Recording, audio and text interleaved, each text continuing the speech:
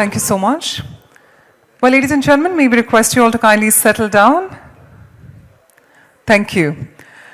A very good morning and namaste, ladies and gentlemen. Welcome to the day 3 of the second edition of Mewa India 2025, the pioneering event in India for the global nuts and dry fruits trade.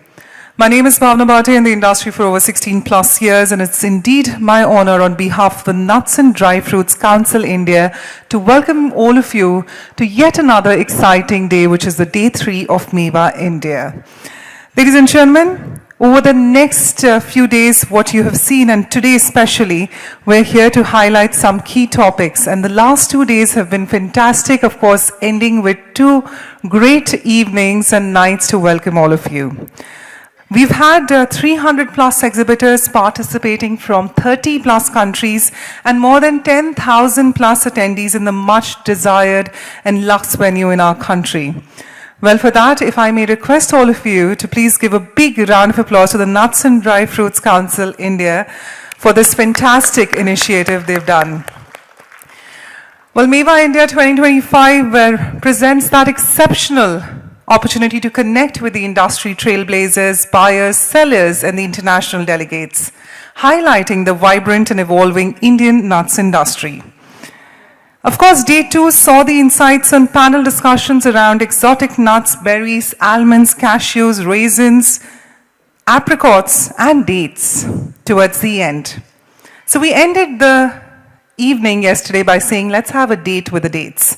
And today, of course, being a very pivotal day, wherein we're on the 3rd day of the second edition, we'd request all of your support for our upcoming sessions. But an event of this scale wouldn't have been possible without the kind support of all our partners. Allow me an opportunity to mention the title sponsor, Crane Marketing Inc., and our platinum sponsors being Wonderful Pistachio and Blue Diamond. And all our sponsors who have taken out their valuable time and efforts in making this event a huge success for us. Also, we feel that every event garners momentum through social media, so may we urge all of you to kindly hashtag Mewa event as one word, or just simply Mewa 2025. And a lot of us who are on Instagram, may we urge you to tag @NTFC_IND as one word on Instagram. And for all of us who are on LinkedIn, it is Nuts and Dry Fruits Council India. So with that being said, let's quickly head towards our first conversation of today. Driving category growth in India, the strategic role of marketing boards. Now, it's truly an honor that we have with us our first speaker joining us, and somebody who's here to moderate this conversation. He brings over 16 plus years of experience in marketing, business strategy, and planning, and leads the company's marketing and product development efforts, focusing on addressing the demand for healthy snacks in India. He's ensured that Provi Food stays ahead of evolving consumer preferences, and his leadership has been a key in the company's growth. Let's give him a big round of applause to none other than Charlene Khanna, Chief Marketing Officer of Provi Foods. Thank you, Charlene, for joining us. Also, if we may request our eminent panelists, starting with somebody who's a CEO of the American Pecan Council, a federal marketing order representing the US pecan growers and sellers, and the CEO of the American Pecan Board, which is a research and promotion program serving US growers and importers. Ladies and gentlemen, we're talking about none other than Miss Anne Ward. So Annie Warden, thank you so much for joining us today and being a part of our panel.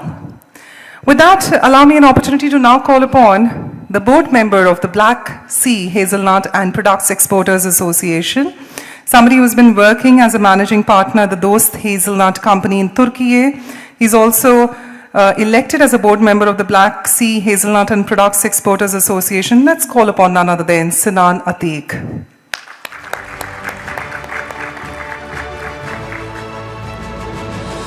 We'd also now request the company of the inaugural CEO of the World Macadamia Organization, an organization set up in 2021 to champion the potential of macadamias as a mindful whole food. An international food marketer with experience in dairy, snack food and food equipment sectors across consumer, food service and ingredients. Ladies and gentlemen, let's call upon none other than the CEO of the World Macadamia Organization, Gillian Lang.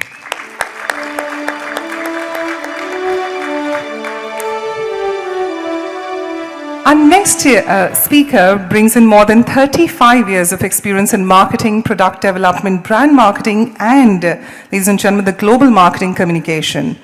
Somebody who joined the Commission in February 2017 and throughout her career has held management, product development, and consultancy roles at be it Intel, Level 1 Communications, the Idaho State Department of Agriculture, amongst many. Ladies and gentlemen, we're talking about none other than Pamela Graviet, the Vice President, Integrated Marketing, California Walnut Commission. Let's give Pamela a warmer round of applause as we welcome her. Our next leader joining us is an experienced, dynamic, senior executive with 15 plus years of experience building teams, teaching others, and exceeding goals. Before taking his position at the APG 8 months ago, he was also the general manager of the Bulldog Sports Properties, leading a team of dynamic sports marketing professionals. Ladies and gentlemen, allow me an opportunity to now invite the President and CEO of American Pistachio Growers, Zachary Fraser.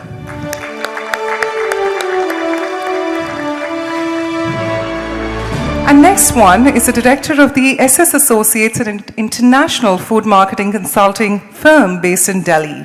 With more than 20 plus years of experience, he's somebody who specializes in launching and promoting global food products in the Indian market. SS Associates represents a variety of high-value food with a big round of applause, and let's call upon none other than Sumit Saran.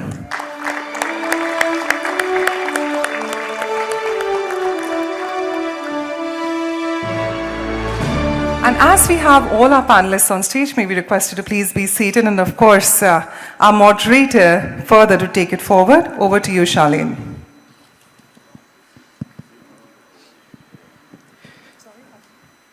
Check, yeah.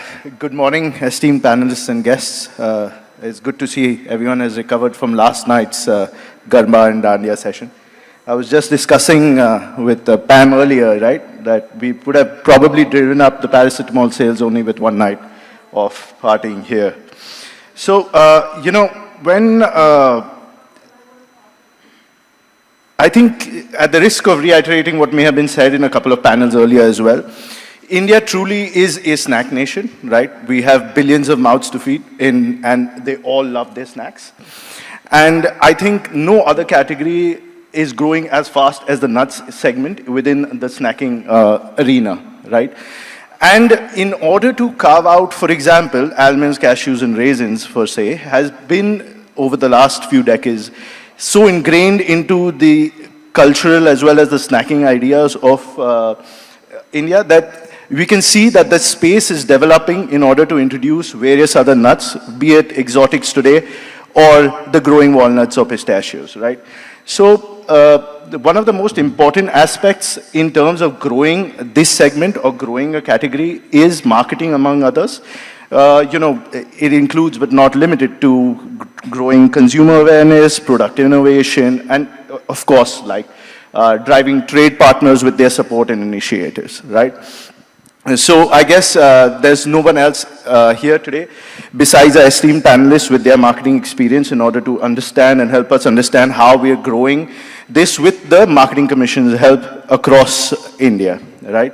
So I'd like to start, you know, bang in the center. We're going to keep it more or less interactive. I have a couple of questions targeted at you guys, and I believe some of you have some slides, so we could probably go through that as well. So Gillian, you know, starting off with macadamias, right? I think macadamias are relatively new to India. We've had them for a while, but they are quite secluded, or I would say still consumers are not aware of what macadamia is, what it offers in from a nutritional standpoint, etc. So I think when it comes to the exotics per se, consumer awareness is the, you know, priority number one in order to drive up that category. So could you get an idea of what the Commission is doing in order to grow, you know, the macadamia consumer awareness in India? Absolutely, thanks for the question. So I represent the World Macadamia Organisation, and probably unlike a lot of the other boards here, we don't have a marketing levy, or marketing order, but we have a lot of growing countries spread around the world, and I'd like to acknowledge all of our members here, and also not here. Our members are South Africa, Kenya, Malawi, Guatemala and Brazil, and did I say Kenya? Yeah. So we have those companies as members and have a fund here for developing India.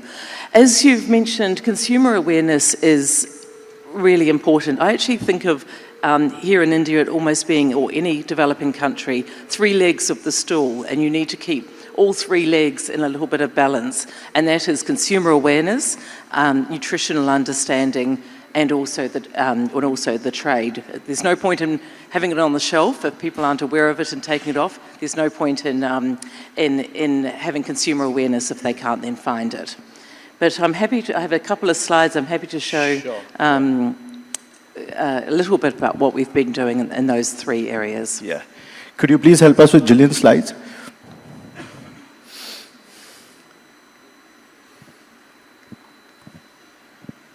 You could just act. Thank you. Great. So our consumer-facing activities here in India and also in the US are Love Macadamia. So that is our platforms, and there are our social handles. In terms of the trade, our activities have been targeted on specific retailers. We're targeting sort of SEC A+ and down to a little bit of SEC A. So we're partnering with specific retailers, generally to do in-store activations, which are a combination of sampling, just listing a number of packaged products and also supporting their bulk products. In terms of the consumer, again, we do a mix of online and offline activities, a lot of specialised consumer events, excuse me, and also a lot on social media. We are picking up, I think we're at 23,000 followers, which is a great effort 18 months in. Excuse me. Would you be able? Yeah. Too much partying last night. Great, and thank you. And then very important to us is the health messaging. So we're partnering with nutritionists, and for macadamias what really stands out is the good fats. And so we're really messaging in good fats and the satiety messaging. It can really help you at 4 o'clock make it to your next dinner. I'm a picture of health now. Thank you. Thank you, Gillian. So, let's, from macadamias, move on to the next exotic, hazelnuts. So, Sinan, we had a question for you with regards to, growing the category of hazelnuts here. So one way to go is the way Gillian mentioned, right? Focusing on the natural as a nut kind of consumption. Hazelnut, generally world over, does tend to act well as an ingredient as well. And one way to do this kind of marketing or consumer awareness as well is via retail activation or promotions in store.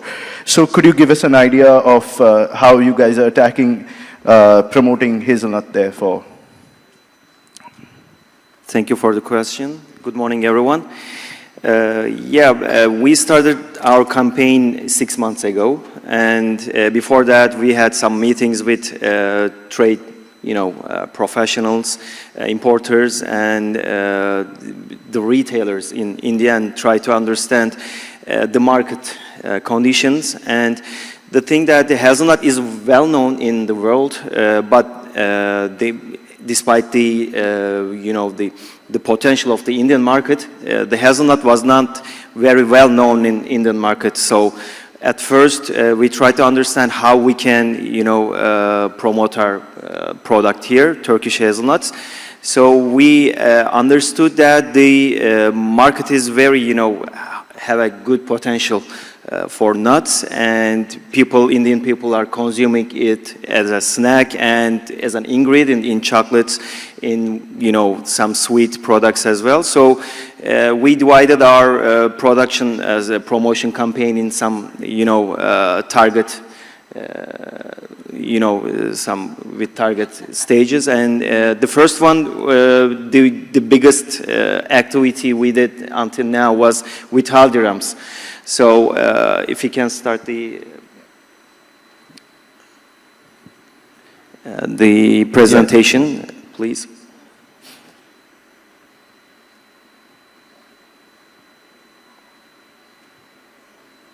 All right. Yeah. During the latest Diwali, we make a collaboration with Haldiram's and try to, exhibit our hazelnut products, the mitais and the traditional and some innovative sweets made with Turkish hazelnuts. And the products were exhibited in like 20 stores of Haldiram's in various cities in India. And it was a good one, a big success, and we managed to sell like 1,000 kilos of hazelnuts used in Haldiram's products, and which means more than 80% increase in sales of Haldiram's hazelnut products. And it was a good one. The biggest activity we did until now was with Haldiram's, I can say. And we also try to educate the chefs, the younger chefs, and with the institutes, we make some collaborations with institutes. The total training demonstrations, we did 3 of them until now, and more than 300 students was reached. And we had some culinary demonstrations as well during the trade shows with some famous chefs. The total number was 7. So we tried to, to show people how they can use hazelnuts in their, foods. And I must say that the Indian chefs are really innovative, and I was really amazed how they can use hazelnuts in various foods like sweets, not only sweets but in salads and hot, foods.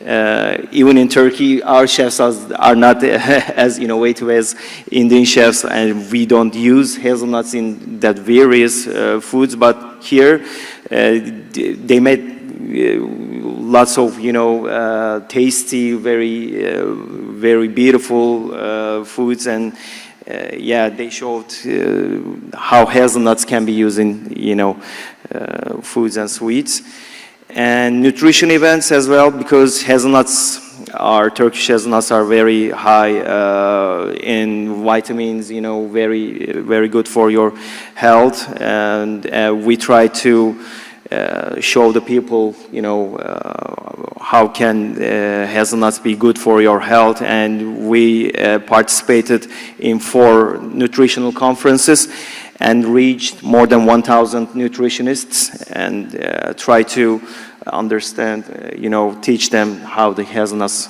are good for your health. And of course, the trade show participations, importers and traders are important for us. And we participated in some trade shows like Ahar, big ones in Mewa here as well.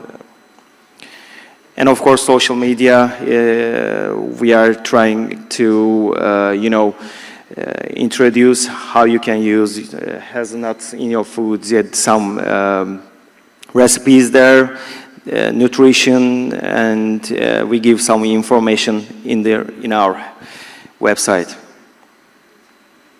Yeah, that's it for me. Thank you. Thank you. So it's great to see. It's great to see hazelnuts being included in Indian cuisine. I mean, if you have a child at home, it's just limited to maybe a Nutella box, right, in there. So it's great to see it coming into the mainstream now. Moving on to the next exotics, as they say, right? When it comes to pecans, right, although they are now getting known in India, they're still considered a premium product. The price point is so. So how do we, aim at creating marketing,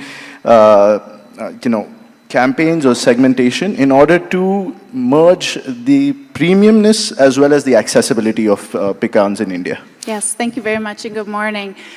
First, yes, we are trying to become the new nut of India, and while we've been marketing here for about a year, we are really looking at Mewa 2025 as our coming out party. So thank you, Mewa, thank you to NDFC for giving us this chance to formally introduce ourselves to you all.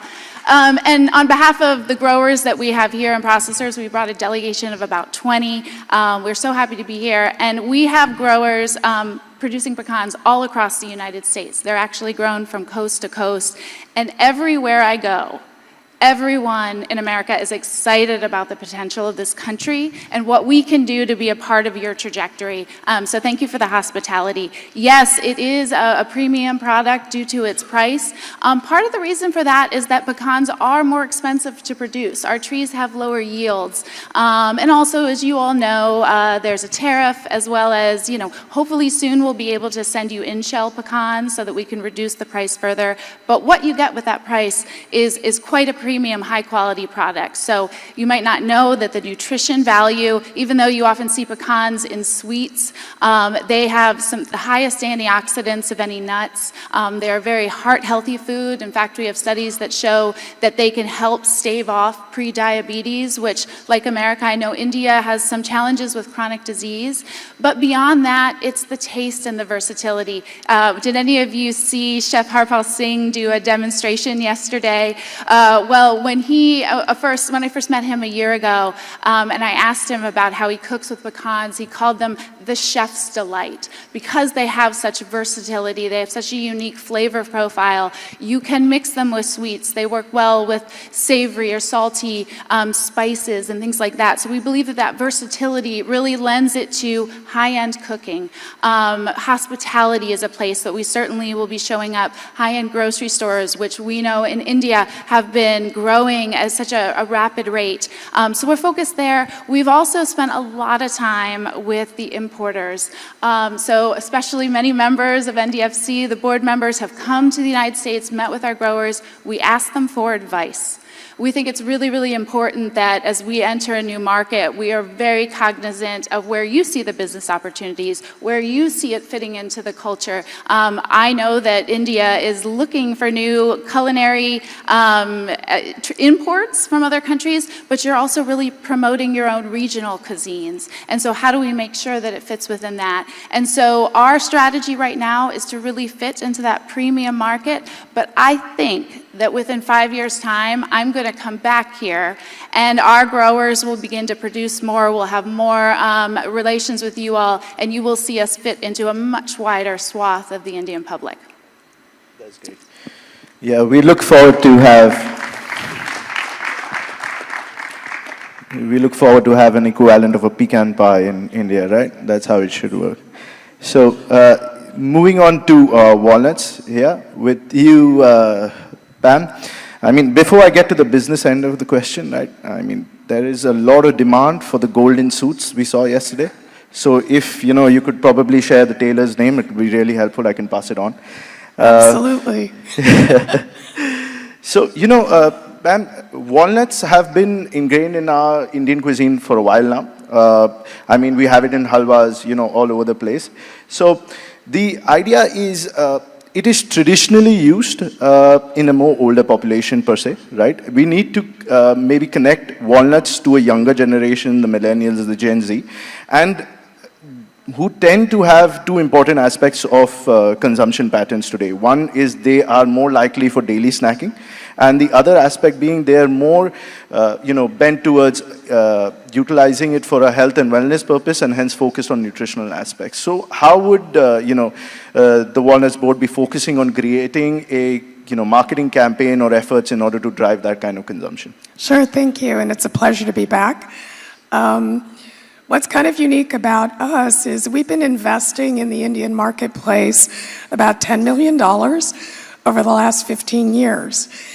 And that's really been a consistent set of messaging about health, wellness, versatility, and also how they can be used as a culinary partner across every cuisine. So, here in India, the average age is 27 years old. It's a very, very young population.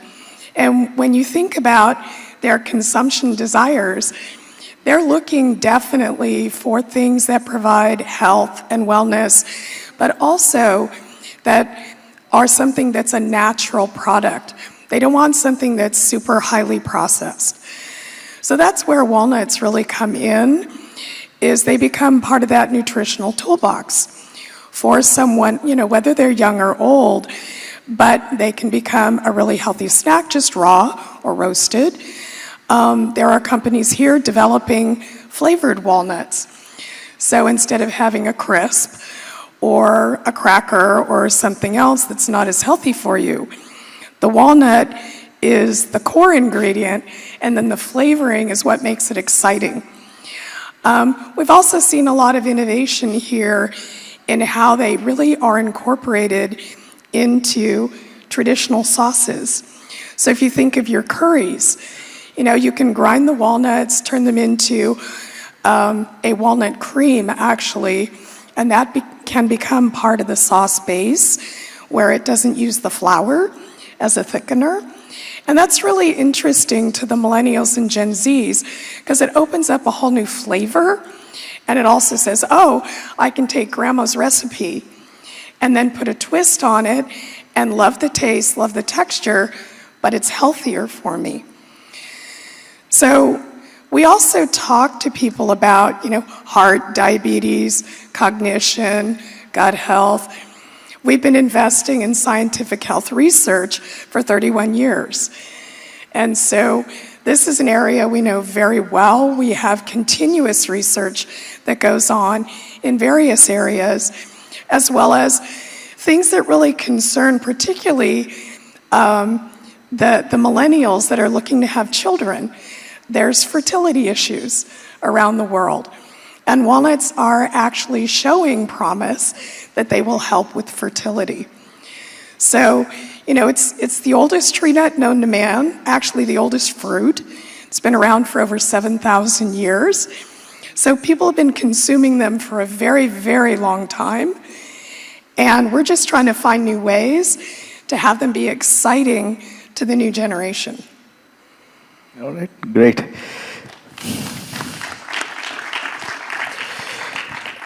Hi there, Zach. Let's move on to pistachios.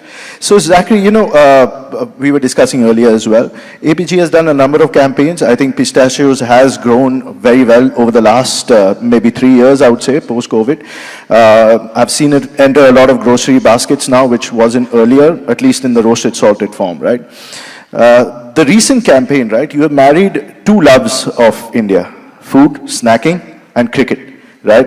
And that duo is quite formidable. And I understand that sports is very close to your heart as well. So can you give us an idea of how, the kind of positioning that you're looking at doing and why cricket, as well as the kind of mileage that you expect in the younger generation here for pistachio eaters? Absolutely. So I'm the one of these kids is not like the other on the stage. I spent 20 years in sports marketing and sports management before coming over to pistachios. And the element of sports that is so important is it's an experience. You don't market, you market an experience. You market the stadium experience, the watching experience, the engagement with athletes. Cricket has 3.2 billion fans around the world. I live in Central California, and the park near my house on Sunday mornings, they're not playing soccer, they're not playing baseball, they're playing cricket. And so in order to capture 3.2 billion people, why don't we go to where their heart and their energy already is? Why, instead of spending millions and millions of dollars trying to create an experience, why don't we pair an existing experience that they're already married to, they're already in love with? I've heard multiple times, it's a religion here in India. I don't know if that's blasphemous or not, but it's a thing that people love like they love their family, right? And so the opportunity to pair something that we know is great, we know is nutritious, along with the messaging from our teammates here on the stage, the value of tree nuts. Instead of trying to create something new, let's pair it to something they already love. And I think one of the important messages here for my team and for this industry, I can't speak highly enough of the team that we have here in country, right? I'm a big sports guy, but I would not have known who Jaspreet was. Not because I don't care about him, it's because it's not on my radar as a sports fan in Central California.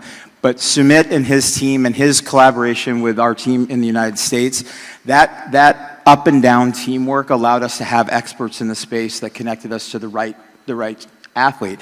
And coming from this space as well, I can tell you, you can waste a lot of money on sports marketing. Most people do. And they do because they don't have the right people giving the right information, connecting us to the right athletes. So you look at the caliber of human that Jaspreet is, excuse me. He's a good family man. He crosses all sorts of cultural and linguistic, and I mean, he's the number one man in India right now. And so the fact that we were able to take our brand and pair it with this super duper star, reach 3.2 billion people, excuse me, including my neighbors in Central California, was a no-brainer, and that comes from good leadership here in the market, and that comes from good leadership with our team in California. That's great, yeah. Sure. So, before I come back to other questions, let's hand over the mic to Sumit, yeah? A man who's probably worked with all the nuts out there, maybe even other foods, right? And the go-to man to bring a product or category into India with Indian expertise, right? Sumit, the question to you, with the kind of experience that you've had with all the nuts you worked with or other food products, right? For any commission board trying to build a category in India or growing a niche category in India, what would you consider as like a 5-point blueprint for growth? Well, thank you so much. I actually put down a few slides for what the commission should do. But before I start onto it, in my background of marketing, generic marketing of nuts, before that I've also been a retailer. So for 5-6 years I've seen from the other side what it takes to market. The first thing that I wanted to say, that a lot of things that we are thinking new today, a lot of things that we think are purely Indian were very new not very long ago. For example, tea. I don't think anybody of you would have seen an Indian god with a cup of tea, an Indian Maharaja or a king with a cup of tea. Tea, which is considered as chai, as Indian as it gets, is a 1930-1940 phenomena, when a company called Lipton came and started sampling out teas on the streets of India in that time. And today it has become the national drink. I mean, when I talk to my Brits friend, they say, chai is theirs, whatever, nobody will agree. So that's a second thing that you asked me. The thumb rule to generic promotion is that there is no thumb rule. That's the most important. What a walnuts needs to do is so different from what a pistachio needs to do to a pecan or macadamia or hazelnuts needs to do. Every product will have its own cycle. Every product will have its own challenge, and every product will need to be found its own solution. The good news is, and as a retailer, I've been, in my past life also been saying, that there is no competition in this room. And that is something that the boards and everybody needs to understand, that pecans are not fighting with macadamias, are not fighting with walnuts, California is not fighting with Chile, Chile is not fighting with California. You are fighting with the junk that exists on the shelves of Reliance, of Big Bazaar. That's the bottom line that you have to understand. And that's the space. And when all the boards have come in, all the boards have started talking and putting their efforts together, you see, you go to do we have retailers here? No, not you retailer, main retail. Okay, so now you go to a retail store, and I've been a retailer or you've been visiting stores, see the amount of shelf space the dry fruit and nuts are. I see so happy seeing California walnuts promotion happening, because they are getting the mind space on walnuts. When a pistachio happens, tomorrow somebody was saying, the Iran gains, so what? You're raising the boat, every boat will rise. But as long as we fight the junk, and the retailers have to understand that this is a category that can, in the same amount of shelf space, an almond will give them so much more than a pack of chips. So these are things that they have to understand and push. I just put a few photos. I didn't put on a... Yeah, you can just pass that. Can I speak from there? Yeah, sure. You need to check it out. Where's the mic? Yeah. So I just put together 8-10 pictures for you to take a look. Take back what you think is worth for you. First thing is that this number of 1.4 billion, it's when I meet a lot of people, it's very difficult to understand what a 1.4 billion means. 1.4 billion means that if 1% India or 2% India starts to eat your macadamia, you added in Australia. It means if 3-4% people start to add walnuts or pistachio, you added a Germany. That's the power of this number that a lot of people are not able to get their arms around it. But the country is complicated. So India is also what you want to see it. This is India and you step out and there is another India that exists. Because, a lot of things coexist here. But the most important is, it's one of our favorite slides is, the rich and poor coexist. And they coexist peacefully, so there's no fight between them. But they exist across the street. So how do you market and where do you market is a very important part. But the fact is that India is what it is. Unlike a lot of other countries that you might be marketing, there are no artificial corridors of excellence here. It is that you can step out of here and you'll see poverty stare in your face. But you can go to a small town in India and you'll find increasingly number of rich people. So it's so divergent and equilibrative at the same time. That's what makes India very unique. On this, there has been a lot of talk. I just wanted to make one point. As a retailer, what we've seen, this GDP growth rate, 6.5% is a number on a conservative side being projected. As a retailer, I've seen that food, and especially high-value foods, tend to grow 4-5% higher than the GDP. So even on a bad day, it's a market growing at 10%. And this is another thing that I thought I'll put for the commissions out. This is a map of Europe. And if I put the map of India on top, now a lot of people don't have a Europe strategy. You have an Italy strategy which can be very different to a Spanish strategy. And that's how, if you compare Europe to India, a lot of things are very similar. I understand more Spanish than I understand Tamil, which happens to be my country, just south. So that's how divergent, it's like a continent, and a lot of boards here don't have a Europe strategy.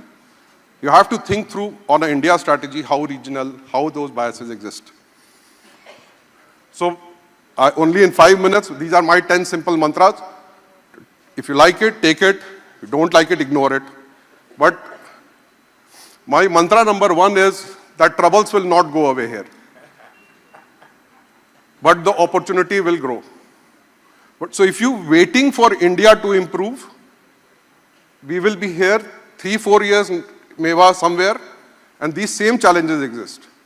But if you move ahead, the growth will hold, and you embrace this. Second is this takes time for India to wake up.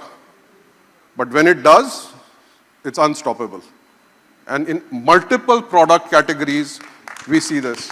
So from a number side, I was telling somebody yesterday, the normal arithmetic progression doesn't work here. So you don't go 2, 4, 8, 16, 32. It can be 2, 4, 8, 16, 50. Because you reach the threshold point and then you take off. And a lot of people who put in that effort as commodity boards, you will see that. It may look very cluttered, but there is always room in India.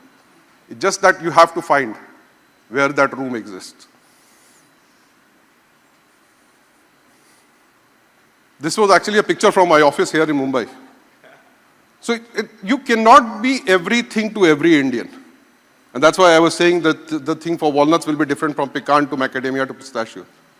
If you're selling grocery, that's your market. But if you're selling almonds, maybe the bigger one. If you're selling pecans, you might go on the right. It's all within one camera frame. So what India you're targeting, what India you want to define, will define your success in this market. So it's very clear, important to have a clear market strategy. This slide is very important. This is not this is the Financial Times. Let me say this carefully. 33 Indian cities have 1 million millionaires. So how deep we go, how deep we reach, will again, so go deep, go regional, that will be a big, big factor in driving growth. Establish partnerships with a 360-degree view. No strategy that you will do will be correct. But if you are willing to learn from the strategy, see your mistakes, and come back and rectify and come back again next year, the success waits. In all this, I also wanted to say that the importer remains your most important partner. And how do you target the importer is the most important in all the jargons that you do. This, you are all here, so this I don't have to emphasize enough. But if you go to a meeting of Pepsi and Lay's, they are also exactly talking that we are talking. They are also talking Gen Z, they are also talking their share of that Gen Z gut. How we as a dry fruit industry and category take that space will be so correct promotional strategy will be so invest time, invest in research. It's very important. Otherwise, whatever money you commit, whatever, I don't know your budgets, but whatever money, like you said a number of 10 million, for example, whatever money you commit, when we were a retailer, what a Nestle gives us, what a P&G gives us, whatever the boards can commit will still be a droplet.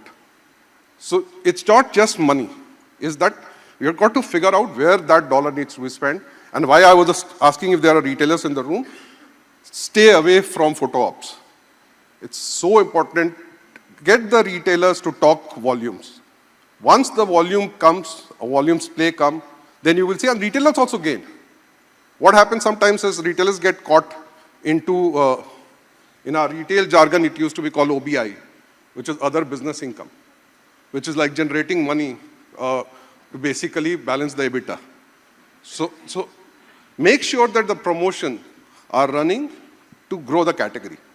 And to me, only two numbers matter.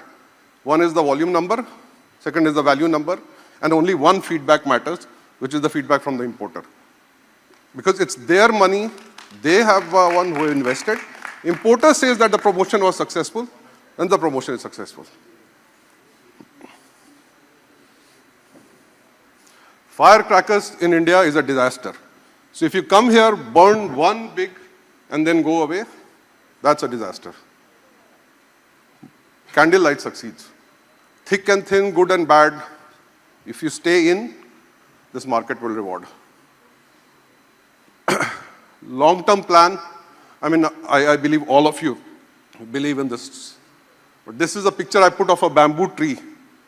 I'm sure people from agriculture, you will know what a size of a bamboo tree when you plant it. Do you know what's the size? 4 inches. What happens to a bamboo tree if you put a bamboo tree of 4 inches and then water it, put all the nutrients, 1 year later, what's the size? 4 inches. Second year, 4 inches. Third year, a lot of people pluck their bamboo. But if that's where leadership comes in, that's where people like you come in. If you think that you've done everything right, there's leadership, there is belief, you put 1 more year. Fourth year, still 4 inches. That's where I think a lot of people move away. People who succeed, and this is my ex-boss, the owner of Future Group, Kishorji used to say this, that a lot of people see what India doesn't have. People who succeed here see what India has. And so if you stay put On the 5th year, the magic happens in bamboo. It starts to grow 8 feet a night. Because for the first 4 years, the bamboos are actually spreading its root below the ground that you never saw. So that bamboo is something that only if you believe in the market and in the long term will reward. And finally, there is life beyond Google. There's life beyond market research. You have to come here and smell our chai for yourself. Thank you.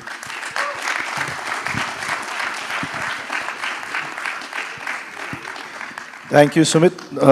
It was a very insightful 10-point plan with the characteristic Sumit flair, right?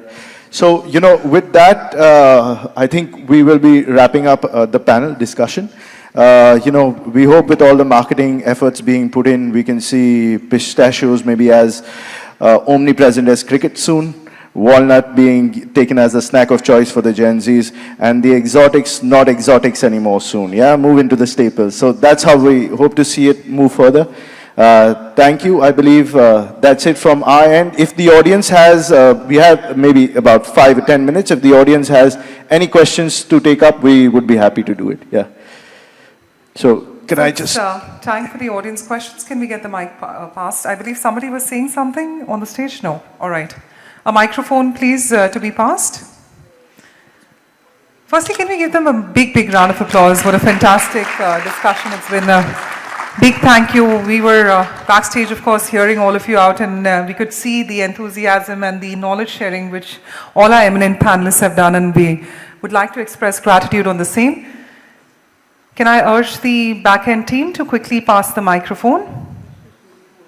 Otherwise, you can take my mic. Okay.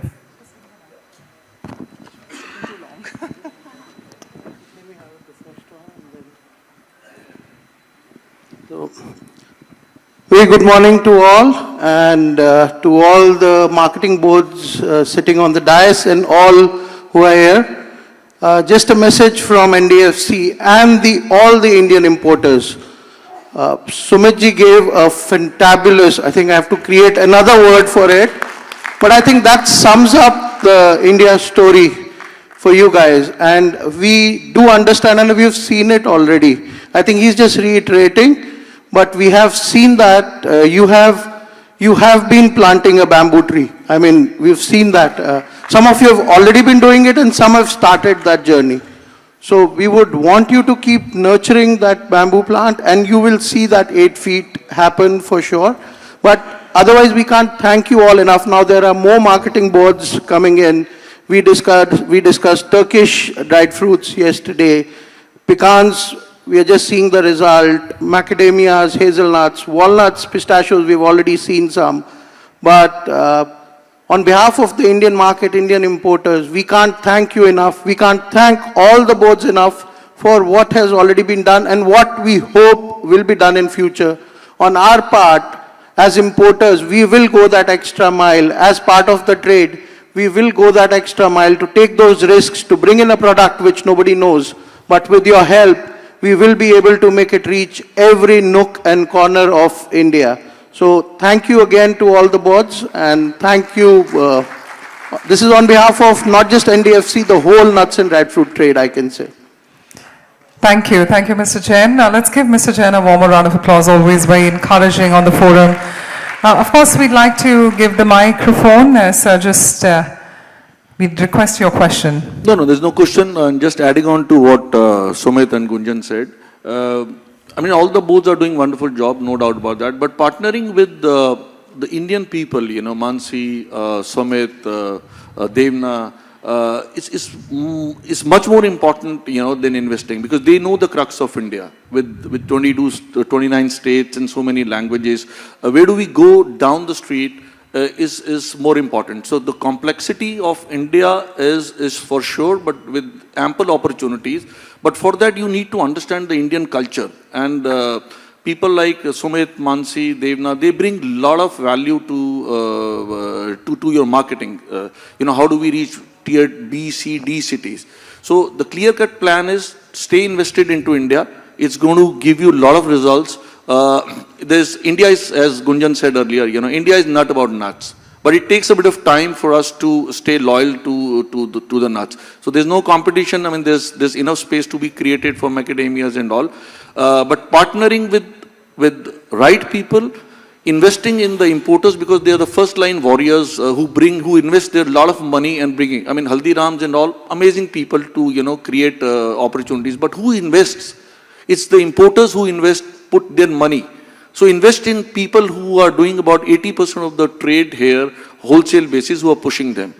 So that's the only suggestion. I mean, I further wanted to add to Sumit's wonderful 10-point agenda on India side. Yeah. Thank you. Thank you. Thank you so much. With that, let's quickly pass on the mic to the gentleman out there. So just your name and if a concise question can be presented. I'm Sujeev, and I represent the Hushiyar nuts from the state of Jammu and Kashmir. And I can relate to an experience of importing macadamia nuts in shell. In where, sir? In shell from Australia, and this was about 17 years back. So I can ask my panel here, just not think about selling, educate about the nut, A lot of the time you may have a good nut on the tree, but what it finally arrives and is, in the last mile, there can be a hell of an issue.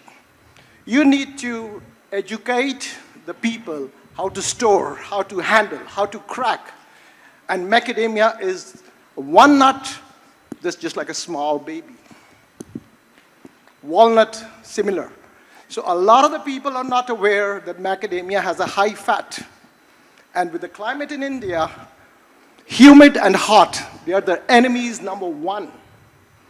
So you need to tell them how to buy, how to package, how to refrigerate, what are the temperatures. Otherwise, I'm not sure you can make a success. Thank you. All right. Thank you for your viewpoint. Ladies and gentlemen, let's encourage all the viewpoints coming in. I think that's going to guide all our panelists. And of course, does anyone have a question right now apart from a comment or a viewpoint? Because that's what we're trying to aim at. Does anybody in the room have a question? Gillian wants to? Yeah, please, Gillian, sorry. I'm happy to respond, and thank you for your comments on macadamias. And yes, they do have a high fat content, which is one of their greatest attributes, but it does mean that macadamias need to be handled with care. So we are educating the consumer in the refrigerator in a sealed container, but there is also, I agree with you, a big job to do to look right through the supply chain and help educate people how to store and what the shelf life is likely to be like. I see in the market sometimes they're refrigerated. There, just a few on display. So absolutely, a big job to do on education. Thank you for your feedback. Thank you. Thank you so much, Gillian, on that. Do we have any questions in the audience? All right. Just as a consumer viewpoint, since I'm a consumer of macadamia, I'd just like to say I love the creamy texture of that nut, and I think that's something which is a little different for a person like me to have. So I think that's one thing which, if you like, everyone really goes for it. So on that note, Charlene, firstly, everybody is complimenting you on your curation of this panel. And of course, all our eminent panelists for taking out their valuable time, flying down from various countries to be a part of Mewa India 2025. I think they deserve a fabulous round of applause for integrating their viewpoints on such an incredible conversation. And on that note, ladies and gentlemen, allow me an opportunity to please invite all our panelists on the forefront and request them to stand at the center of the stage. And if I may request Raju Bhatia, Honorary President of NDFCI, to please help us with the felicitation of all our key members on stage. Ladies and gentlemen, we couldn't have had a better start to the day 3 of Mewa India 2025. A fabulous conversation between all our panelists. May we request you to please step a little forward ahead of the tables, if you can just try and grab the perfect spot. And this being the 3rd day of Mewa India 2025. It's all started, and then we've got some great leaders on the other side. Mumbai, can I request a bigger round of applause from you?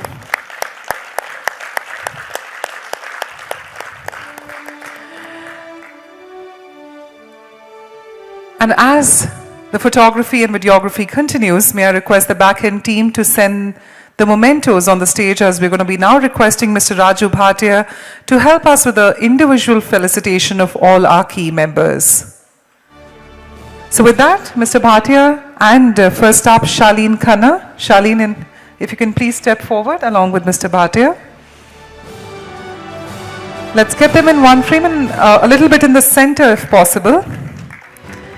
Come on, ladies and gentlemen, if you've enjoyed their viewpoints, and let's encourage one another in the industry.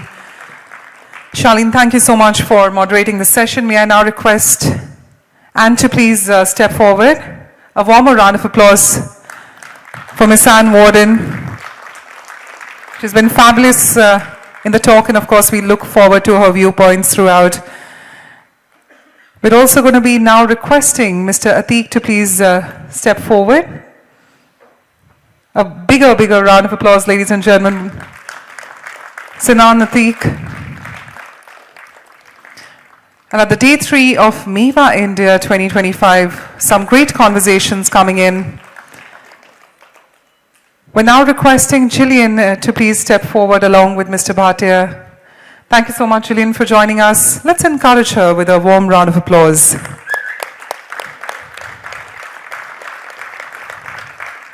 And for all those whistles coming in, that was great. That's quite an Indian touch coming in the applause. So thank you so much for that. And may I request Pamela to please step forward. Thank you so much, Pamela, for joining us. She's been absolutely fantastic, and we look forward to her viewpoints and our upcoming discussions. Let's give it a warmer round of applause, ladies and gentlemen. Pamela. We'd of course like a front shot with both of you looking to the camera. Always great to have the best smiles posing along. And of course, if I could now request Zachary. Zachary, thank you so much for joining us, and thank you for your viewpoint. Let's encourage him with a warmer round of applause. And of course, the conversations continue as a lot has to be spoken. Can we please pass on the memento, and let's get Zachary in frame with Mr. Raju Bhatia.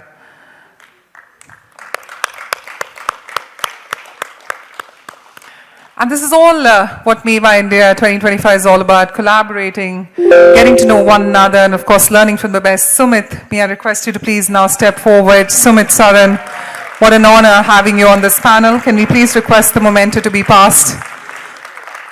And what a great frame where you have Sumit Saran, you have Raju Bhatia all together. Let's give them a big round of applause. And with that, thank you so much to all of you for joining us, and please do feel free to join the audience, and it's been fantastic learning from the best. And on the other side, just allow us a minute as we clear the stage and get ready for our special session, the Road to $1 Billion Nut Brand. It's going to be a marketing masterclass by wonderful Pistachios. So stay tuned, just give us a minute as we get ready for our upcoming session. So ladies and gentlemen, it's all happening at the day 3 of Mewa India 2025. Allow me an opportunity also to further talk about one integral thing. If any of you who have your mobile phones here are on Play Store and App Store, which of course covers a huge market, we're looking at promoting the Mewa India app. So if you still haven't downloaded the app, remember you can schedule the meetings in that app with all your delegates, all your sponsors, whomever you like. The entire sponsor list, the entire delegates list, everything is present in that app. So maybe encourage you, if you still haven't downloaded the Mewa India app, do so right away. Leverage the opportunity of the meeting scheduler. It also allows you, after you have scheduled the meeting, to see your own meeting roster every day. So do ensure that you get to know about the sponsors, partners better through the app. Allow us an opportunity. Quickly, can we request the team to clear the stage as we're getting ready for our next session, the Road to $1 Billion Nut Brand Marketing Masterclass by wonderful Pistachio. May we urge everyone to kindly settle in, and may we request the team to kindly clear the stage at the earliest. Also, for all the ones who are in the room, remember the Mewa India app is a key focus, and any of you who have some key viewpoints, do remember to put it on social media with the hashtag. I believe it is our humble opportunity to now invite on stage our next speaker. She's an accomplished marketing executive with over 15 years of experience in building and scaling iconic health-focused brands. As the Vice President of Marketing at Wonderful Pistachios, the world's largest grower, processor, and marketer of pistachio, she's somebody who leads the global brand strategy, innovation, and all the marketing efforts to drive business growth.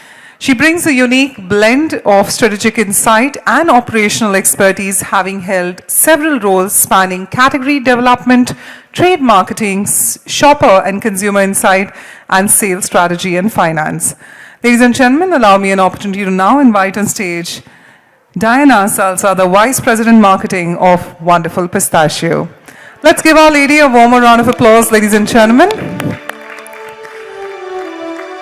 And thank you so much, Diana, for joining us. Hi, good morning. Want to test the microphone? Does everything sound okay? Great, great. Good morning. I know a couple of people are trickling in. I don't know if we want to give them a minute, but we'll get started here. Happy Valentine's Day to everybody. We'll be talking about my love, pistachios, for everybody today. While we get the presentation up. Oh, it was there. Okay.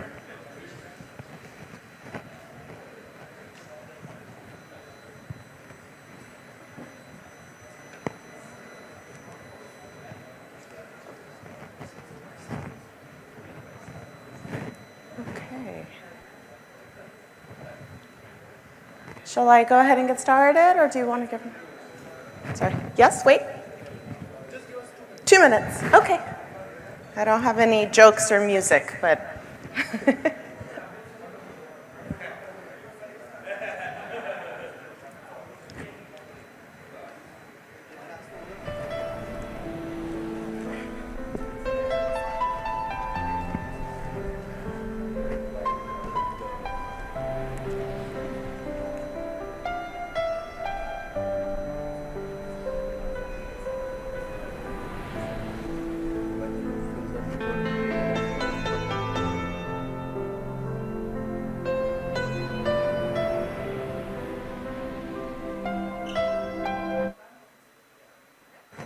Okay, testing, 1, 2, 3. Good morning, everyone. Thank you for the warm welcome and introduction and invitation. This is my first visit to India of many, I hope, and I'm really excited to be here. My name's Diana Salsa. I'm the Vice President of Global Brand Marketing for Wonderful Pistachios. I am responsible for all of consumer advertising, for brand strategy, for innovation, which we'll talk about. And I'll tell you a little bit about the wonderful company first for those that aren't familiar, and then a little bit of a case study on marketing our brand in the US. I hope you'll find it inspirational and helpful as we work together to grow this industry in India. So a little bit about the wonderful company. Wonderful Pistachios is part of a privately held company founded by Stuart and Linda Resnick, based in California and Los Angeles. Our mission is simple: to make the world a healthier place. I've spent over 15 years working on many of the brands you see on the screen. We have over 13,000 employees worldwide, 134 locations. Our headquarters, as I mentioned, is in Los Angeles. We have 10 brands. We are vertically integrated, about $6 billion in revenue annually, and very proud of the fact that our company, via our owners, have donated over $2.5 billion in philanthropic efforts and CSR efforts globally. As Wonderful Pistachios, hopefully everyone's familiar, but if not, we are the world's largest grower and processor of pistachios, and we process over half of the California crop annually. We're not just processors or growers. The difference with Wonderful is we are vertically integrated. So we have the expertise in the industry, we have global scale, we have superior service, category-driven marketing. So I'm going to talk about the brand today, but the brand is really how we've grown the category, and I think that applies in India as well. We've got a lot of industry knowledge over the years, and a huge focus on environmental sustainability as well. I wish I could take the credit, and it hasn't happened overnight, but a few years ago we have reached the $1 billion brand mark for wonderful pistachios in the United States. It's about 1.3 billion now, which is wonderful, and it's a tremendous success. In retail markets, we are over 75% of market share, so we are the category in the US. And the snack nut brand, which is really, really fascinating. So when we think of these other global massive brands, and the board talked about this and nuts being a snack, I agree. We are not just talking about the nut industry anymore. We are elevating pistachios to be a snack to compete with crisps and other unhealthy items and have a very unique value proposition. And in the US, we've been very successful building this brand. And one of the reasons we've been able to do that is our company's commitment to investing in the long term in marketing, investing more than our competition in the US in media. We believe that building a brand is a way to communicate with consumers in different ways, and the success has been shown already. So we spend more every year on consumer communication, and we have seen the results be successful. We're the leader in pistachio marketing, so I'm really excited to share with you a little bit about how we've been able to grow the brand. Back in 2008, so we've been at it about almost 17 years now, we launched this bag. Everybody recognizes this bag. More than the word wonderful, more than pistachios, they say pistachios in the black bag. It was iconic, it was bold, it was different. Before 2008 in the US, much like some of the areas here, pistachios were in bulk or they were in clear bags, and it wasn't clear, so we had to find a way to tell consumers. We heard about that in the panel, educate. The way we decided to educate consumers was simple. Make pistachios the biggest word on the bag and keep it simple. There's not a lot going on. There's not a lot of communication. We put them in a bag. We made it black so everyone knew the color. And we added the word wonderful, which is a namesake of our company. 17 years later, not a lot has changed. A little bit. I'm in marketing, so yes, the packaging has changed to me. We made wonderful bigger. We added our tagline, which is Get Crackin', which is an amazing call to action that we have developed that I'll show you a little bit how, and roasted salted. And we've added, of course, our no shells, our kernel brand as well, which I'll talk about as kind of a second category or a second brand, we sometimes think about it. But it's maintained the simplicity, it's become iconic, people recognize it, and in order to buy something, you need to recognize it and see the same thing over and over and over again, because there's a lot of competition. Some of our campaigns, some of you may recognize or have seen over time. In the early days, we started with Super Bowl commercials. It's an American football game seen by over 100 million people annually. It's the most televised event. The last one that just happened last week had a 121 million person audience. So that was kind of our coming out party back in the day, where we bought commercials with relevant pop culture people. So whether it was a star like Psy with a fancy dance move, or it was Snoop Dogg, who's a famous rapper from Los Angeles, our message was very simple. Tell people to get crackin'. People didn't eat as many pistachios, they weren't aware, so show the product being open. Anybody can get crackin' physically, but it was a lovely double entendre where you can get moving, you can do something, you can get crackin'. Very, very simple. It was just awareness. Simple messaging is what we focus on. We tried to differentiate from peanuts a little bit by poking fun at an elephant, which is a very common animal in the US associated with peanuts for some time.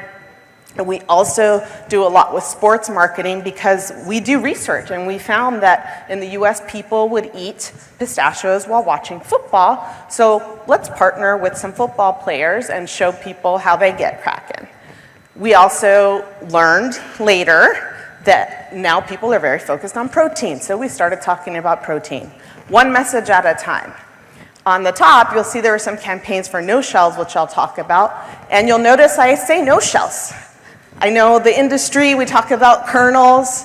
For me, it's no shells. That's simple for our consumers. It's a new category for all intents and purposes. No shells. How do we talk about no shells? So that was a specific campaign. One of the most fun partnerships I got to do was a Disney partnership with Groot. And it was iconic. It was a match made in heaven. He is a plant.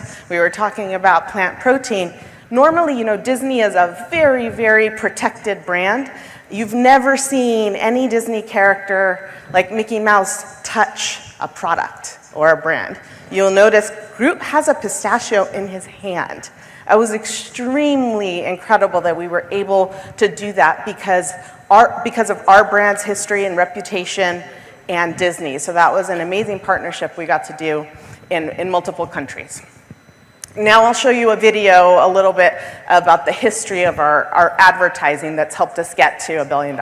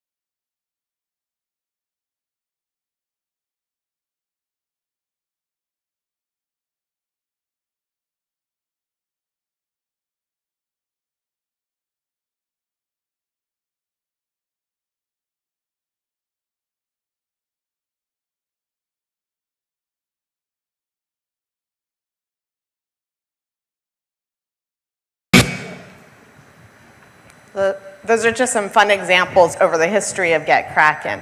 We've never gone away from it. We sometimes just focus on another message for a little while, all trying to achieve the mission of getting the world to eat more pistachios, with these campaigns specifically in the US. The other thing we do now, we've started talking about wonderful more. What does it mean? What is that word on the bag, the black bag that you know and love? So now we focused a little bit of a campaign on wonderful, and I'll show you a video example for this as well. If you look closely around the bag, you'll find a clue as to where these delicious pistachios are from. Well done, Sherlock. You found it. Wonderful pistachios are the pistachios that are wonderful, with the word wonderful on them. And always that little wink back to Get Crackin', which is a great tagline that we can own. So now no shells. Back in 2016, we had no shells. It was a product that we had in some retail stores. Like many of you, we sold also as an ingredient. Then we had the idea, this can be a snack too. So we redesigned the bag and we launched its own campaign to talk to consumers about pistachios not having a shell. I heard, previously they were talking about how do we educate people about macadamia nuts or walnuts, and this was no different. It was how do we tell people that now you can buy and eat pistachios without a shell. We redesigned the bag. Instead of the black bag, we made it green.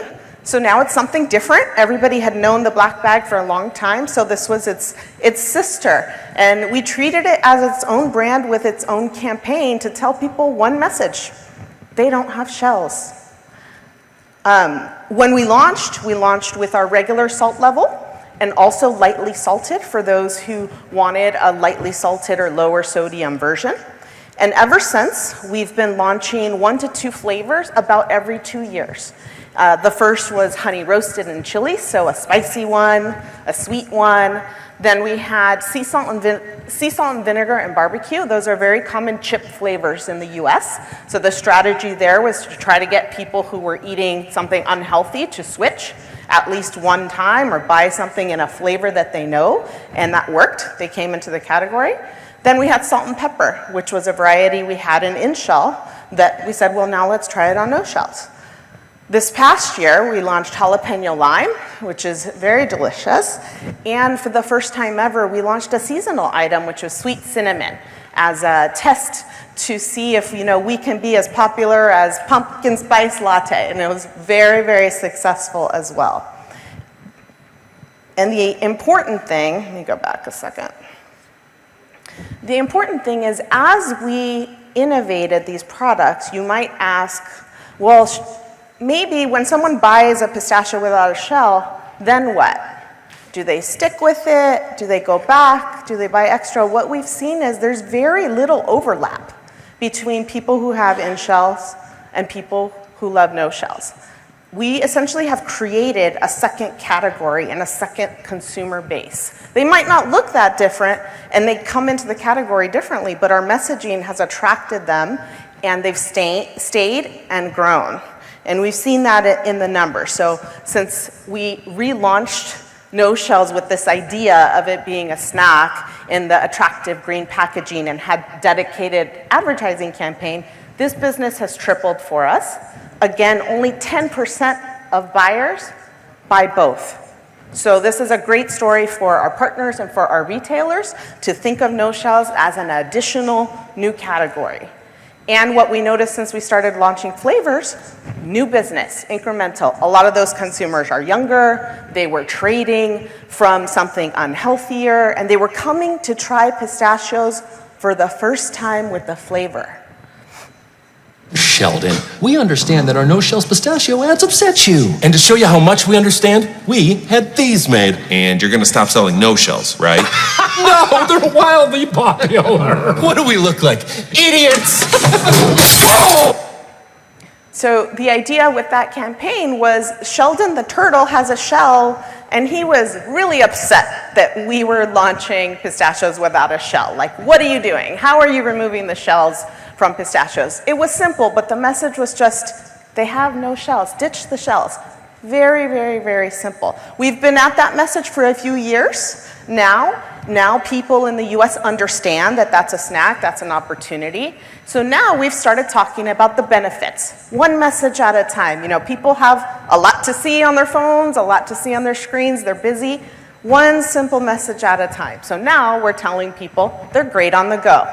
Take the snack wherever you go. What's a better way to do that than to wrap 60 cars in 20 cities all over the US. They're Uber and Lyft cars. We worked with a media company to show people how pistachios are literally on the go. And we did some outdoor advertising billboards to say, very clever pistachio on the go, which has been very successful as well. So now people know pistachios have no shells, and I can take them with me places.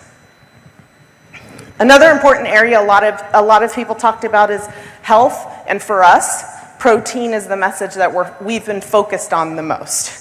And this is because we have the highest digestible amount of protein. And of course, the science is there. There's a lot of details that we talk about to the community who is very focused, to people who read the back of the label, to people who read, what the doctor and listen to what the doctor says. Of course, we do all of that with PR, but in advertising, it's very simple. It's the highest protein snack nut. And we have these messages in social, in print, and everywhere, because we know from our research that people in the US care about protein. Health can mean so many things, and we are blessed to have many health benefits in pistachios, but protein's the one that we've focused on that has been successful for us. Another way, when we have more targeted communication for people who are trying to eat less meat, who eat meat, or people who are vegetarian, plant protein, is that we have a great amount of plant protein people may not be aware of. So for many years, we also had a little plant protein icon. I've noticed some of that communication in India has started as well for the people that resonates with. Point of sale. So in-store is one of our greatest competitive advantages. For me, it's the place consumers make decisions. You can tell them whatever you want on a screen, you know, in their hands, on their mobile phone, but when they get to the store, that's when the magic happens. So for us, we work with our in-house merchandising team and with our retailers to make beautiful displays that you cannot not see. Your cart's gonna run into this display of pistachios. It's very profitable for the retailers. It sells enough to deserve the space, and it has a clear one message, right? Our everyday bin has protein power, and it has different athletes showing how they eat pistachios to do what they do. In this case, you can see we have a boxer on the side of this one. In the summer, it's talking about, you know, going out and enjoying the summer, but take your pistachios with you. During Christmas time, putting a little bow just to make it relevant for what's happening in the store. You know, I said in jest, Happy Valentine's Day. I saw Valentine's Day displays in the store in India. How do you become part of that store experience and make it fun when people are in store? For us, that's our display materials. And then what is the communication even on the displays on the right? We have this fun little snack packs for backpacks for small sizes. Trial is important. Trial is going to be very important in India for us. With no shells, we are still gaining new households. It's still a young product, so having those small sizes are really important on display for us. And I'll show you a couple other examples of other displays in store. These are huge. People get really excited about them. This is for American football and for baseball during that time of year, because, you know, retailers have competition too, so they want to bring people into the store and make it exciting, and this is one way that we partner to do that. Here's another one specifically focused on football. So now we're bringing our experience and our expertise to India as California pistachios. So we don't currently offer Wonderful. So you'll see California pistachios. Hopefully you've started to see it already. And this is our way to help the category grow in India. And we just launched our first coolest outdoor and print campaign. And you'll notice, again, it's simple. One message. More protein than this billboard can handle. You know, very fun where it actually shows up outside of the billboard. And from our research that we did 2 years ago with Indian consumers in the various regions and cities where we executed this campaign, they told us, what do you love about pistachios? We love the taste. So what am I going to do? I'm going to remind you that they taste great, and you don't have to feel guilty about it. So we use those insights and have that one message at a time, because just people don't have attention to read a lot or to internalize a lot. So protein and taste are two of our core messages, and this is only the beginning for us here to help our partners grow the industry. And we're making the nut the hero of the campaign. The focus messages, again, you know, pistachios are the one nut that really is the snack. It's fun to eat because it's got the shell that's unique. I showed you how we capitalize on that uniqueness in the US, and consumers love the taste. That we've learned from a lot of research all over the world, which is fabulous. And the highest protein snack nut, another great message that we can tell, but it's all about simplicity and telling the messages that resonate in those markets, and choosing media that makes sense for consumers where they are of all ages. Because again, my mission and my job, and I think a lot of people in the room share the mission of getting the world to eat more pistachios. So that's only the beginning for us here in India with our Better Nut campaign. And with that, I think that's all I have for you. Any questions?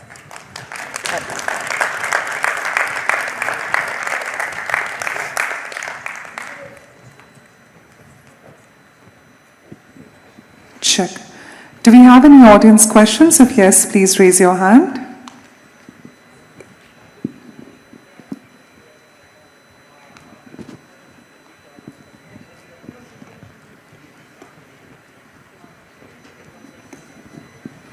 Thank you. Over to you. Hi, that was very nice. Thank you. I have a question. Earlier in the presentation, you talked about I think it was 2013 or 14, where you stopped the advertising and came back, I think, in 2020, you said. In the years that you were not advertising as much, did you see a dip? I'm like, I can't see, sorry. Yeah, right the here. lights Sorry. are really bright. Okay. Sorry, right here. Oh, we didn't pause, I apologize. We paused the Get Kraken specific campaign, and we moved and did Colbert, and we did No Shells, so we have never stopped advertising. Our owners are very invested, and again, 15 years of continuously investing in advertising. It was more specific around Get Kraken. We thought it had done its job, so we took a break and we did a couple other messages because we like to keep our campaigns very simple. And then we came back to it. That's when we came back and did the robot, the universe, and Groot. So we did like a 2.0. Apologies if that was confusing, but no, we have never stopped advertising. We've only increased it to add No Shells. Thank you. Do we have any further questions? I think here in the front. There's one Yeah. and one back there. I can see a gentleman holding a mic. Does he want to ask a question? Yeah, please go ahead. Can we get the microphone switched on? Yes, over to you. Yes. My question is, what can you advise us in terms of restricting the sodium content in the roasted form? Because as we move into an age where a lot of the consumers are questioning about sugar, about salt, and this is an area where we need to give some kind of a credible reply to our consumers. And that's the reason that I ask you this. I haven't had in the past a credible answer from many of the panelists. Is the question, why are they okay to eat if they have salt? Or what? Yes. You get that pushback from consumers or retailers?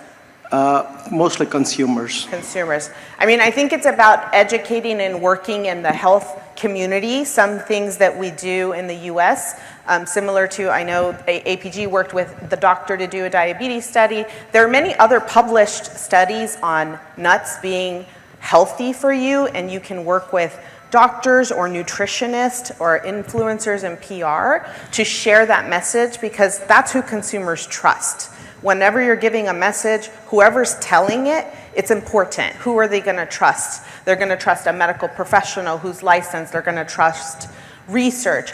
And it's about simplifying that message so that it's easy to understand. Packaging is one opportunity, certainly, and depending on your ability to invest in other ways to communicate, for example, if there's an in-store display, or if there's a way to partner. Sometimes we've done posters in doctors' offices that is, very vetted appropriately. To your point, like you have to be factual, but then making that message really, really simple. There's no doubt about it that nuts are a healthy part of your diet. We're very comfortable saying that. And then beyond that, when you get more nuanced, you have to match the message to the audience and be factual, but also in a way that they can understand it. I think I've talked a lot with people about unsalted being an incremental opportunity. So not everybody's concerned with salt yet. Sometimes it's generational or it's in your genes. There might be young people who prefer the salt.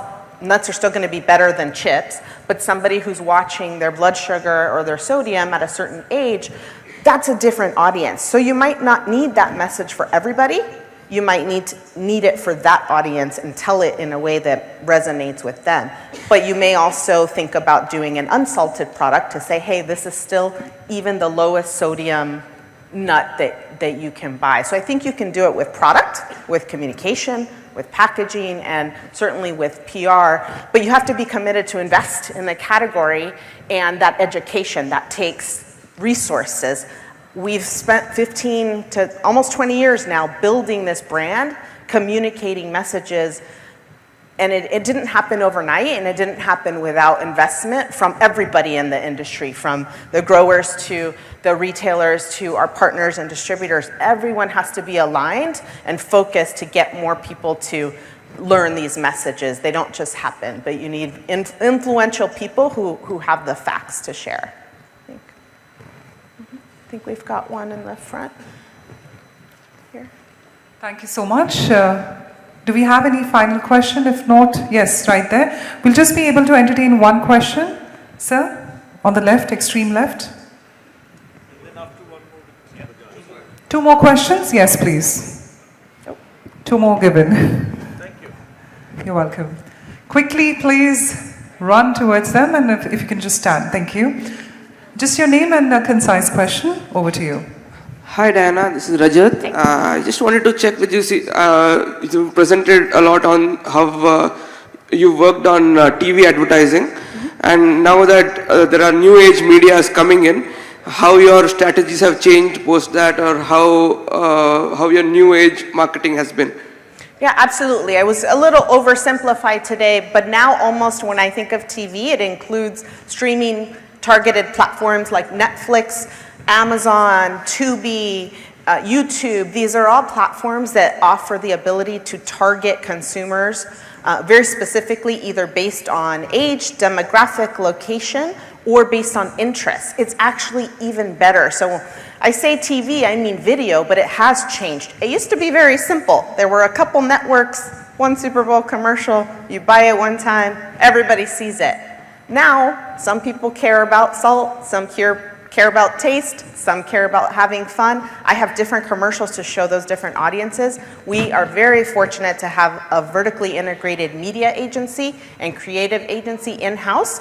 So we sit down and say, what are the messages and the campaigns we want to run? And we can run those different commercials on those different services targeted for that audience, so that I'm not being inefficient with my investment. I am hitting the right people with the right message that's going to get them to be interested in pistachios. But absolutely, it's changed up to a lot more streaming and a lot more social media. We do also influencer and PR and live events. The guy who won that eating competition cracked 300 pistachios open in 8 minutes. And we got on Sports Center with that. So we also do some live events and some fun PR stunts to get the media talking about it. That's yet another platform. Sure. Thank you. Thank you. Thank you. One final question. Can we give it to the person right ahead? I had a question. I'm so sorry. Actually, we're really overboard by 10 minutes, but if you can allow an opportunity for a quick question from you, and then the final one. Is it okay if we can take 3 more minutes? All right, over to you. Thanks, Diana. I was wondering about cannibalization within your product line. There's been a lot of intro, kernels taking over in shell, and then all the new flavors, and then lightly salted versus salted.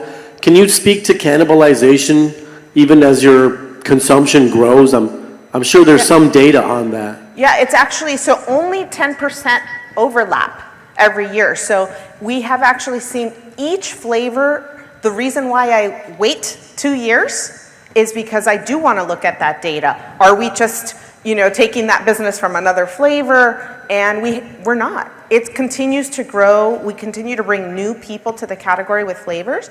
And the people, sometimes they skew a little bit older on in-shell. They stay because they love that product. And we'll get a couple new people from in-shell with the Wonderful campaign. And then with the fun flavors, we get a different set of audience. But we really haven't seen cannibalization in any 1 year. Now, over time, maybe somebody buys it for the first time and maybe they move over.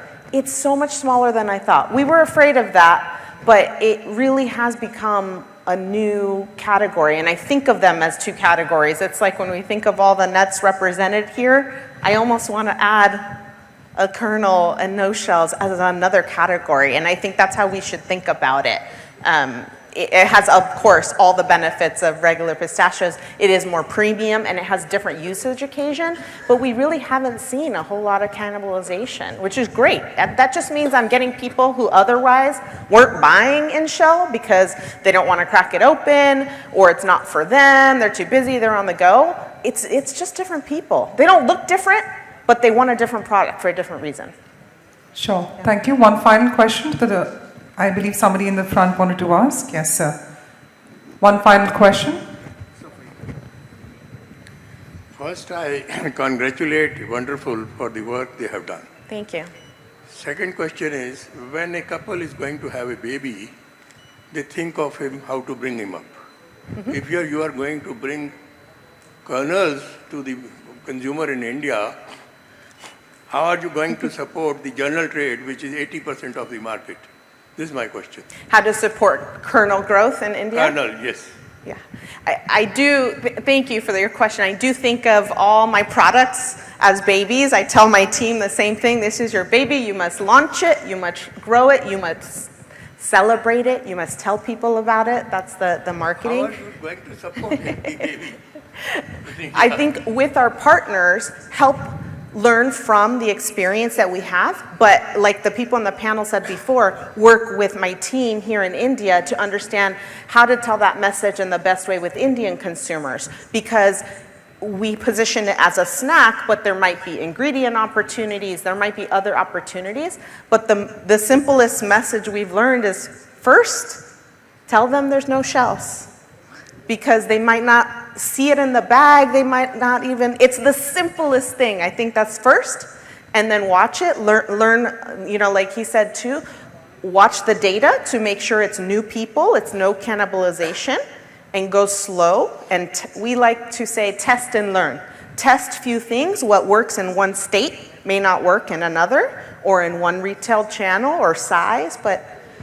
Is there shelf life issue with these nuts? No. Go. Sure. Yeah. To add to that, it's a new category, and like with any other new product or new category, there has to be a pilot area, pilot time, pilot region, cities. So it might not go to general trade in the beginning. It might be on some of the more organized quick commerce, e-commerce, modern trade. And of course, it's kernel, so everyone knows it's going to be more expensive. So the trial phase, as the consumer gets to know about the product and adopts it, it might only be in those channels. And then I think the next phase of growth is when I think we can make it more mainstream. The shelf life for us is 1 year. But again, as you know, we don't sell the brand in India. So when we bring the product in, it's only raw product, and it depends on who is processing, how they're processing, what's going inside the bag, that determines the shelf life beyond that. Yeah. Thank you. Thank you so much. Ladies and gentlemen, on that note, let's give Diana Salsa a warm round of applause, and thank you so much for your valuable time. We'd like an opportunity to now invite Deepak Agarwal to join us on stage as Secretary NDFCI. Let's give him a warm round of applause as we request his presence and help us with the felicitation of Diana Salsa. What a great presentation from her. I think we can only acknowledge her presence with a warm round of applause. So ladies and gentlemen, a lot is happening on the day 3 of Mewa India 2025. We just had a fantastic marketing masterclass by Diana Salsa, and I'm sure a lot of key takeaways from a session. Once again, Diana, thank you so much for joining us, and on behalf of NDFCI, we'd really like to express our gratitude to you. Thank you so much. Thank you. And thank you so much, Deepak, for joining us for the felicitation. And with that, ladies and gentlemen, making dry fruits and nuts the ultimate snack of India. Well, this is going to be a very, very interesting fireside chat, and trust me, the people joining us for the same are legends in the industry, and truly worth staying back for the session, and of course, great takeaways I'm sure will come from the same. Allow me an opportunity to now introduce our speakers for the same. First up, our speaker, he's an IIT Bombay and an IIM Bangalore alumnus. He previously worked at Unilever and founded the D-Mart supermarket chain. He also held leadership roles at Future Group, somebody who's an author of The Supermarket Wala, Secrets to Winning Consumer India, and Be a Supermarket Wala, a business guide for supermarket entrepreneurs.